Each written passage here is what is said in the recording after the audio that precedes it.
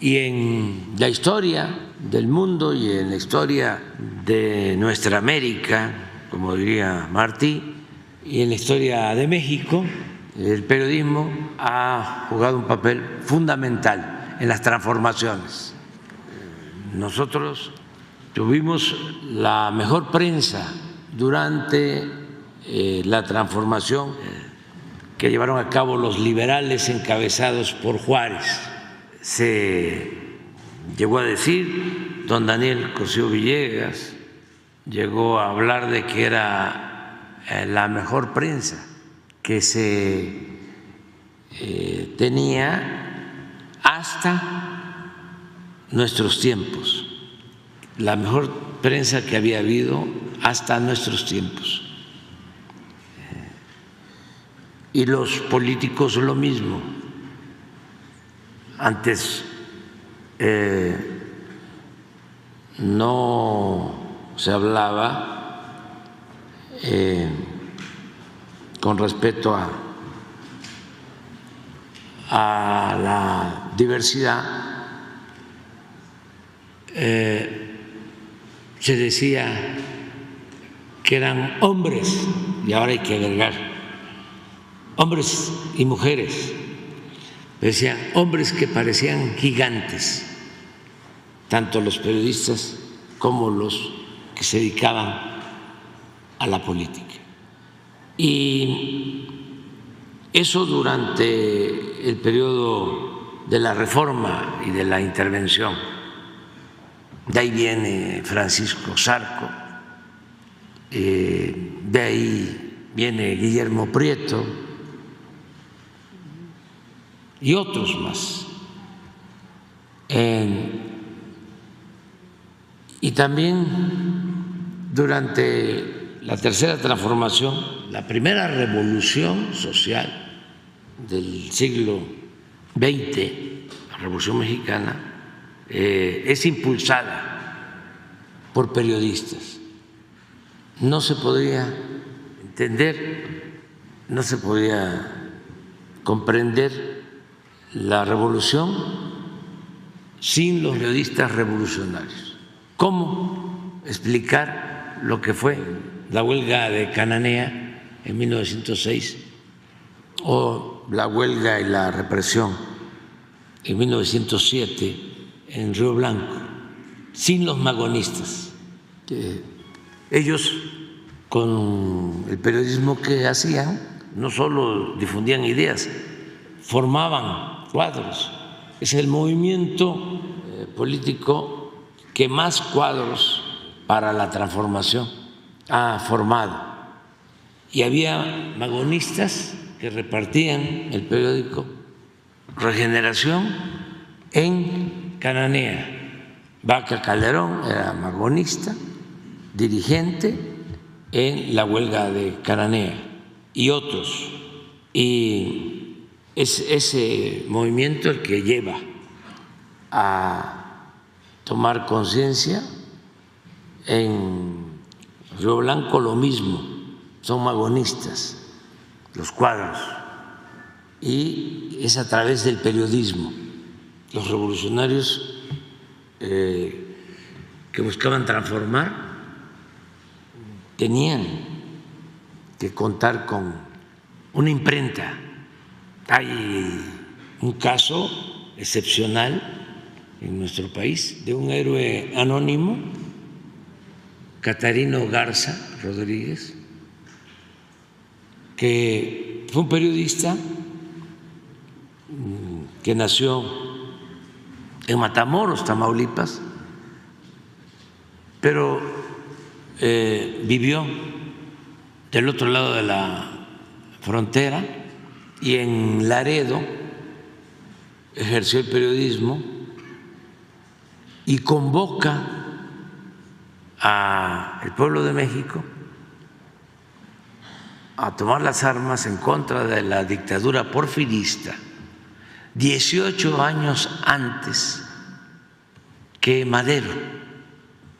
Y fíjense de dónde convoca, o en dónde convoca, en Texas, que ya en ese entonces Texas y California y 9 estados de la Unión Americana que pertenecían a nuestro país ya estaban anexados o ya habían pasado a formar parte de Estados Unidos.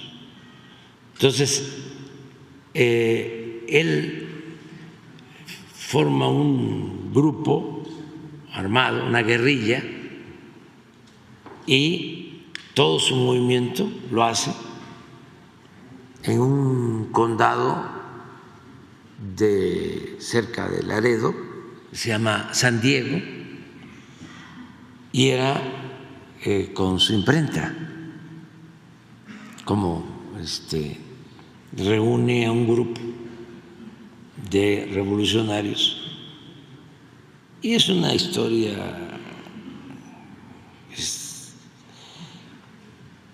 bellísima y excepcional, porque en aquel entonces habían 10,000 soldados estadounidenses y movilizaron a la frontera para capturar a Catarino Garza a 3,000, más los Rangers de Texas, más los soldados de Porfirio Díaz a cargo de Bernardo Reyes, que blindaron la frontera. Todo eso para combatir al filibustero, porque así le llamaron después, de Catarino Garza. Y de repente desaparece y se sabe de él que está en Costa Rica, y ahí con otros revolucionarios que luchaban también por la independencia de los pueblos, se encuentran, ahí se encuentra con Maceo, Antonio Maceo, se encuentra con José Martí, se encuentra con el general Uribe, que es el personaje colombiano que utiliza Gabriel García Márquez de prototipo, es el Aureliano Buendía para su novela 100 años de soledad. Entonces, ahí en Costa Rica se unen todos estos revolucionarios y unos van a luchar por la independencia de Cuba y otros van a luchar para mantener integrada la Gran Colombia, porque ya había la pretensión de crear un país autónomo independiente, que fue Panamá, porque ya estaba detrás el proyecto del canal. Y entonces los liberales revolucionarios colombianos no querían que se llevara a cabo esa segregación, y Catarino tiene el ofrecimiento de los dos grupos, de los cubanos y de los colombianos, de que si iba a ayudar a la independencia de Cuba, que era pues la joya de la corona, porque era el único país, estamos hablando de 1892, 94, que todavía pertenecía a España.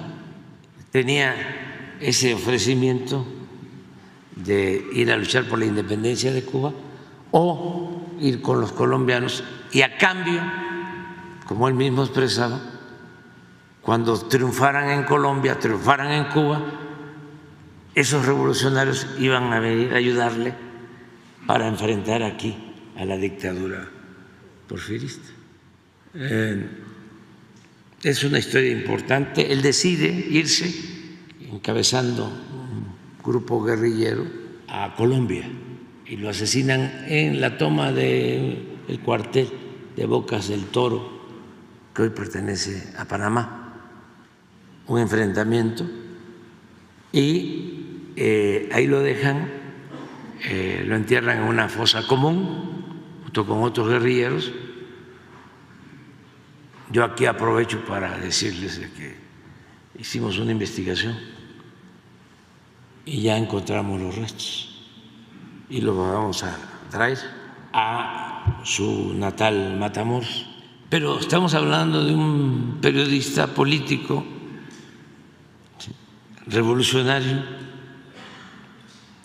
Es interesante también porque en aquellos tiempos como ahora, los conservadores, a todos los que luchaban por la justicia, los llamaban bandidos. Y yo escribí un libro sobre Catarino que se llama así, Catarino Garza Rodríguez, revolucionario o bandido. Y la respuesta la da el mismo que lo combate, un militar conservador colombiano que llega a admirarlo y dice: Catarino, palabras más, palabras menos, no era el bandido que decían los americanos, era un hombre con ideales, con principios, como lo fue después Ernesto Che Guevara y otros revolucionarios internacionalistas. Pero aquí lo que quiero destacar es cómo el periodismo siempre, el periodismo de avanzada, siempre está vinculado a una causa, siempre tiene que estar lo más cercano posible al pueblo y lo más distante posible al poder, esté quien esté en el poder. Lo mejor del periodismo es eso, esas épocas de transformación. Entonces nosotros en México tenemos esa tradición del periodismo de los Flores Magón, de Catarino Garza, de Daniel Cabrera, que para mí es el mejor periodista que ha existido en nuestro país, el director de un periódico que se llamó El Hijo del Ahuizote, la sala principal, ahora que estamos en esta nueva etapa de reuniones en Palacio, le pusimos Daniel Cabrera. Entonces, ese periodismo es el que nos llena de orgullo. Luego, ese periodismo pues fue desapareciendo, se fue apagando.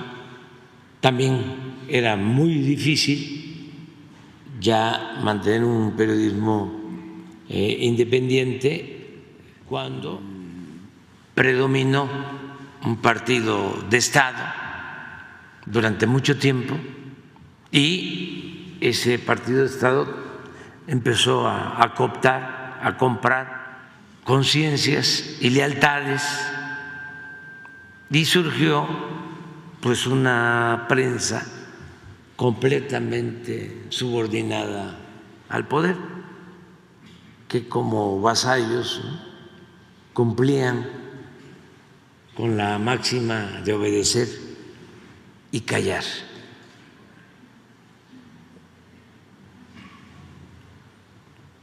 Un control casi total, absoluto, con honrosas excepciones de periodistas que siempre actuaron con independencia, pero fue la excepción. Esa prensa se fue pervirtiendo hasta llegar a ser un instrumento de control y de manipulación de la oligarquía de México. Y es fácil de demostrar cómo los medios de comunicación convencionales, los más influyentes, tienen que ver con las empresas o con los personajes con más dinero en el país. Entonces, es un periodismo que se fue creando para legalizar, legitimar la corrupción, el saqueo, y para combatir a la oposición que buscaba transformar el país. Nosotros los hemos padecido durante mucho tiempo. Ahora, afortunadamente, las cosas están cambiando para bien, porque se dieron al mismo tiempo una serie de condiciones muy favorables, inmejorables, diría yo. Antes nosotros como opositores padecimos mucho porque nos cercaban. Imagínense, hace 10 años, no hace mucho, eran 2, 3 televisoras y 3, 5 cadenas de radio y 10 periódicos los que tenían el control, y ellos eran los que influían y formaban la llamada opinión pública, una influencia total. Nosotros nos sentimos muy orgullosos porque por primera vez esa prensa, esos medios completamente al servicio de los intereses creados, no pudieron evitar la transformación de México, lo que se ha logrado hasta ahora por el impulso del pueblo, porque muchos hemos trabajado, millones de mexicanos, en lo que llamamos la revolución de las conciencias, y se ha logrado que el pueblo de México sea de los pueblos con más conciencia en el mundo, con menos analfabetismo político, o de los pueblos más politizados del mundo. Durante mucho tiempo, que esto no es nada más de Hitler o de Goebbels, el control mediante la propaganda de las multitudes y de la imposición de políticas autoritarias. Lo de que una mentira que se repite muchas veces puede convertirse en verdad no se aplica a partir del nazismo, viene de tiempo atrás. Nosotros aquí, a veces lo recuerdo, cuando se luchaba en contra del santanismo, Santana fue 11 veces presidente de México y por culpa de él nos arrebataron más de la mitad de nuestro territorio. Fue un gran zarpazo en la intervención estadounidense de 1847-48, y se tiene que ir Santana, pues imagínense, se tiene que ir al exilio, y los conservadores a los 2 años van a buscarlo, y el ideólogo principal del conservadurismo, Lucas Alamán, le escribe y le dice: no se preocupe, venga. Después del daño causado, imagínense cómo quedó nuestro país. Sí, en 1847 toman la Ciudad de México, izaron la bandera estadounidense en este palacio. Una gran tragedia. ¿Para qué los conservadores vuelvan a traer a Santana, que, dicho sea de paso, regresó para acabar de afectar al país porque todavía vendió otro pedazo de nuestro territorio y empezó toda una tiranía. Bueno, Lucas Alamán le dice en una carta: venga porque nosotros los conservadores tenemos el control o somos dueños de los principales periódicos de la capital y de los estados. Y nosotros manejamos la llamada opinión general, lo que después se conoce como opinión pública. Entonces, ¿desde cuándo la política mediática es un elemento fundamental de control, de manipulación de los pueblos?